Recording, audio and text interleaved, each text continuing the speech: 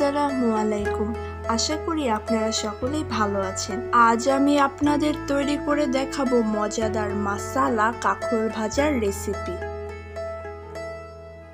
রেসিপিটি প্রস্তুত করতে আমাদের প্রয়োজন আদা বাটা অল্প পরিমাণ, রসুন বাটা অল্প পরিমাণ, লবণ আধা চা চামচ, মরিচের গুঁড়া আধা চা চামচ, হলুদের গুঁড়া অল্প পরিমাণ। প্রস্তুত প্রণালী: প্রথমে কাঁকরোলগুলো কেটে কাঁকরোলের বিচিগুলো ভালোভাবে ধুয়ে নিতে হবে। তারপর উপকরণগুলো মিশিয়ে 10 থেকে 15 মিনিট ভেজে নিতে হবে।